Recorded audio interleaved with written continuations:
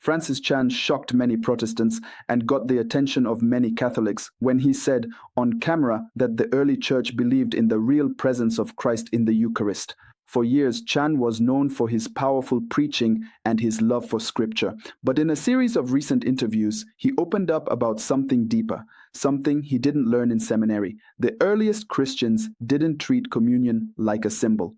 They worshipped around the belief that Jesus was really present. And here's the part most viewers missed.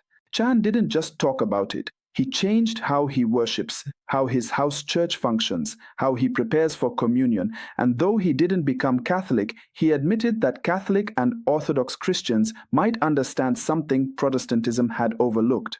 That's not just a theological detail. If Jesus meant what he said about his body and blood, then everything changes. Today we're going to walk through the very discovery that shook Francis Chan. We'll show what the early church actually believed, what the Catholic Church teaches now, and what it all means for your faith, Catholic or not. If you're interested in deepening your faith, hit like and tell me where you're watching from. And if you find this valuable, consider subscribing to stay rooted in Catholic truth. You can also support the making of these videos, our team, and the tools we use through the link in the description or by scanning the QR code on screen. If you watched the interview, you could see it in Chan's eyes. This wasn't a theory for him, it was a wound. He admitted that for most of his ministry, he skipped over what the church always believed about communion. He read the Bible faithfully, preached Christ with passion, but when he looked at how the early church worshipped, he saw something missing. They didn't treat the Eucharist like a ceremony tacked onto the service. They didn't just remember Jesus. They believed he was there, and they weren't casual about it. Ignatius of Antioch, writing in the year 107 AD, said that those who deny that the Eucharist is the flesh of Jesus Christ are heretics. Justin Martyr, about 50 years later, said it plainly. After the priest's prayer, the bread and wine become the flesh and blood of that incarnate Jesus. This wasn't metaphor. It was liturgy. It was worship. Chan's honesty hit a nerve. Many evangelicals have never studied the early church fathers. Their view of communion is shaped by local tradition, not historical continuity. But when he went back to the sources, the evidence was undeniable.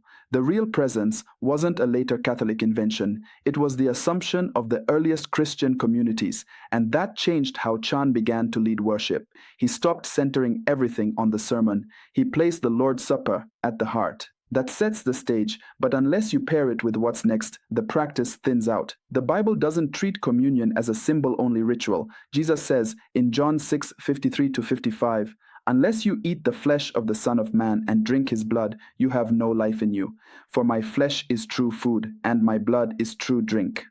His listeners were horrified, and he let them leave. He didn't correct their interpretation, he doubled down. St. Paul in 1 Corinthians 10:16 says, "The cup of blessing that we bless, is it not a participation in the blood of Christ?" That word participation, koinonia, means a real sharing, a communion, not just a remembrance. And in 1 Corinthians 11:27-29, Paul warns that anyone who eats the bread or drinks the cup unworthily eats and drinks judgment upon himself. If it's only a symbol, why such a strong warning? The Church Fathers confirmed this view. Cyril of Jerusalem told catechumens not to doubt that the bread and wine become the body and blood of Christ, because Jesus himself said so. Ambrose of Milan said the words of Christ, not the merits of the priest, caused the change. They weren't being poetic, they were stating doctrine. The Catechism of the Catholic Church sums this up clearly. The mode of Christ's presence under the Eucharistic species is unique. It raises the Eucharist above all the sacraments as the perfection of the spiritual life and the end to which all the sacraments tend. CCC 1374. And it's not just belief, it's continuity. In Ecclesia de Eucharistia section 15, Pope St. John Paul II wrote, "The Eucharist builds the Church, and the Church makes the Eucharist." This isn't a ritual add-on, it's the center of everything. Chan saw this, and he couldn't unsee it. It explains why the Church guards the Eucharist so carefully. It explains why early Christians would die rather than desecrate it. Good start, but unless you pair it with what's next, the practice thins out. So how does the Church explain what happens at every Mass? It's not a symbol, it's not magic, it's the action of Christ himself. When the priest, acting in the person of Christ, speaks the words of consecration, "This is my body, this is the chalice of my blood," The bread and wine become Christ's body and blood, not spiritually, not metaphorically, substantially. The appearances remain, but the substance changes. This is what the Church calls transubstantiation. The change is invisible to the senses, but real. That's why Catholics genuflect. That's why we fast before receiving. That's why we go to confession before communion if we've committed grave sin. This isn't routine, it's encounter. Chan echoed this exact instinct when he said that, looking back, it hurt to realize how lightly he treated the Lord's Supper for most of his life. He said, I can't believe I used to skip this for the sake of time. Now, in his own gatherings, they pause, they prepare, they don't rush. That shift matters. Because the Eucharist isn't just about being forgiven, it's about union. Jesus giving himself entirely, body, blood, soul, and divinity, to you. That's why the Church calls it the source and summit of the Christian life, CCC 1324. It's not optional, it's the goal of everything. Prayer, penance, preaching, fasting, marriage, ordination, everything flows toward and from the Eucharist. If you'd like daily Catholic resources right at your fingertips, visit our website or scan the QR code on screen. You'll find daily Mass readings, the Seven Sorrows Rosary, devotional prayers, and Soul Search, a private web app for daily examination of conscience with guided reflections, progress tracking, and secure journaling to help you grow spiritually. Keep this and the next step multiplies it. Skip it and it collapses. Some of you might be thinking, but I don't feel anything when I receive communion. Or isn't this just a Catholic interpretation? Or even, does this mean Protestants are excluded? Let's handle these clearly and charitably. First, about feelings. The real presence is not dependent on emotion. Even if your senses detect nothing, even if your heart feels dry, if you receive in a state of grace, Jesus is fully present. That's why we're not told to feel the Eucharist. We're told to believe.